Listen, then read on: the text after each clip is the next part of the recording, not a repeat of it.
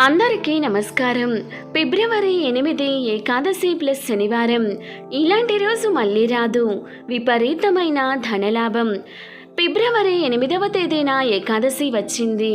దీన్ని భీష్మ ఏకాదశి అని అంటారు. ఈరోజే విష్ణు సహస్రనామాలు పుట్టాయని శాస్త్రాలు చెబుతున్నాయి. కాబట్టి దీన్ని విష్ణు సహస్రనామ జయంతిగా, జయ ఏకాదశిగా కూడా పిలుస్తారు. మాఘమాసంలో వచ్చే ఏకాదశి అత్యంత శక్తివంతమైనదిగా భావిస్తారు. అయితే ఈ మాఘమాసంలో వచ్చిన భీష్మ ఏకాదశి శనివారంతో కలిసి రావడం ఇంకా విశేషం. మాఘమాసంలో శనివారం రోజున భీష్మ ఏకాదశి వచ్చింది. ఇలా అత్యంత అరుదుగా వస్తుంది. కాబట్టి ఇంతటి శక్తివంతమైన ఈ ఏకాదశి రోజున కొన్ని విధి విధానాలు పాటించడం ద్వారా ఆకస్మిక ధనలాభాలు చేకూరుతాయి. వెంకటేశ్వర స్వామి అనుగ్రహంతో మీ కుటుంబానికి అఖండ రాజయోగం ప్రాప్తిస్తుంది.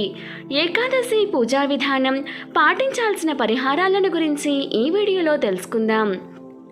ఈ నెల ఫిబ్రవరి 8వ తేదీన శనివారం నాడు భీష్మ ఏకాదశి వచ్చింది. ఇది చాలా శక్తివంతమైన ఏకాదశి. శనివారంతో కలిసి వచ్చిన ఏకాదశి రోజున విశేషంగా శ్రీ మహావిష్ణు స్వరూపమైన వెంకటేశ్వర స్వామిని పూజిస్తే కోటి జన్మల పుణ్య ఫలితాన్ని పొందవచ్చు. తరతరాల తరగని ఐశ్వర్యం లభిస్తుంది. కాబట్టి ఈ ఏకాదశి రోజున ప్రతి ఒక్కరూ ఉదయాన్నే నిద్రలేచి ఇంట్లో వెంకటేశ్వర స్వామిని పూజించండి. ముఖ్యంగా ఈ ఏకాదశి రోజున స్నానం చేసేటప్పుడు నీటిలో 2 తులసి ఆకులను కానీ పసుపును కానీ వేసుకొని ఆ నీటితో తలస్నానం చేస్తే పుణ్యనదుల్లో స్నానం చేసినంత పుణ్యం దక్కుతుంది. జాతక దోషాలన్నీ తొలగిపోయి విపరీతమైన అదృష్టం కలిసొస్తుంది.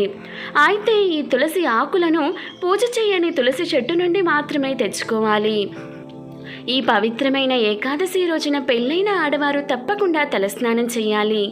అలాగే శనివారంతో కలిసొచ్చిన ఈ ఏకాదశి రోజున పసుపు రంగు వస్త్రాలను ధరిస్తే వెంకటేశ్వర స్వామి అనుగ్రహంతో అఖండ కుబేర రాజయోగం కలుగుతుంది.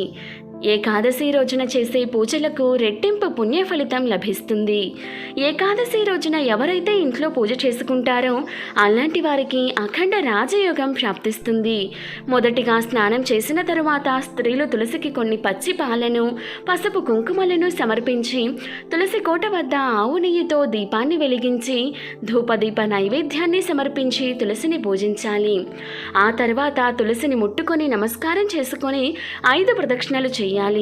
ఈ శక్తివంతమైన ఏకాదశి రోజున ఎవరైతే తులసిని పూజిస్తారో వారికి అఖండ ఐశ్వర్య ప్రాప్తి కలుగుతుంది. ఈ శక్తివంతమైన ఏకాదశి రోజున వెంకటేశ్వర స్వామిని భక్తి శ్రద్ధలతో పూజిస్తే మీరు చేసే పూజలు నేరుగా స్వామివారి పాదాల చెంతకు చేరుతాయి. కాబట్టి ఏకాదశి రోజున తప్పకుండా వెంకటేశ్వర స్వామిని పూజించండి. అన్ని దీపాల కంటే పిండి దీపం చాలా శ్రేష్టం.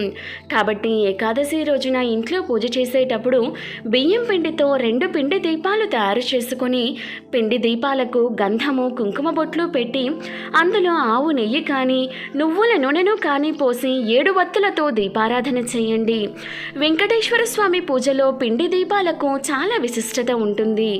ఏకాదశి రోజున ఎవరైతే పిండి దీపాలు వెలిగిస్తారో అలాంటి ఇళ్లలో లక్ష్మీదేవి తిష్ట వేసుకొని కూర్చుంటుంది. ఇక మీ ఇల్లంతా డబ్బుతో నిండిపోతుంది. అన్నిటికన్నా ముఖ్యంగా ఏకాదశి రోజున పూజ చేసేవారు వెంకటేశ్వర స్వామి పటానికి తులసి మాలను కానీ స్వామివారి పాదాల వద్ద కొన్ని తులసి దళాలను కానీ సమర్పించి స్వామివారికి నమస్కారం చేసుకుంటే మీ మనస్సులో ఏది కోరుకున్నా సరే అది ఖచ్చితంగా నెరవేరుతుంది. ఏకాదశి రోజున పూజ పూర్తయిన తరువాత స్వామివారికి వేసిన తులసి మాలను తీసి మీ బీరువాలో పెట్టుకోండి. ఇలా చేయడం ద్వారా మీ ఇంట్లో డబ్బు సమస్యలే ఏర్పడవు. జీవితాంతం కుబేర రాజయోగం అనుభవిస్తారు. ముఖ్యంగా స్వామివారి పూజలో పానకం, వడపప్పును నివేదించండి. వెంకటేశ్వర స్వామిని పూజించేటప్పుడు స్వామివారిని భక్తి శ్రద్ధలతో పూజించండి.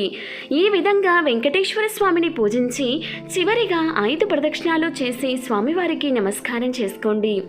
ఈ విధంగా ఏకాదశి రోజున ఇంట్లో పూజ చేసుకుంటే వెంకటేశ్వర స్వామి అనుగ్రహం ఖచ్చితంగా లభిస్తుంది. ఏకాదశి రోజున సాయంత్రం సమయంలో విష్ణుదేవుని భార్య అయిన లక్ష్మీదేవి భూమిపైకి వస్తుందని నమ్మకం. కాబట్టి సాయంత్రం 5:30 దాటిన తరువాత ఇంటి గుమ్మం ముందు 2 దీపాలను వెలిగించండి. ఈ దీపాలు లక్ష్మీదేవిని ఆహ్వానిస్తాయి. కాబట్టి ఏకాదశి రోజున సాయంత్రం సమయంలో ఎవరైతే ఇంటి ముందు దీపాలు వెలిగిస్తారో అలాంటి ఇళ్లల్లోకి లక్ష్మీదేవి వెనువెంటనే అడుగుపెడుతుంది. మీ ఇల్లంతా ఐశ్వర్యంతో నిండిపోతుంది. ఈ ఏకాదశి రోజున అన్నం తినకూడదు.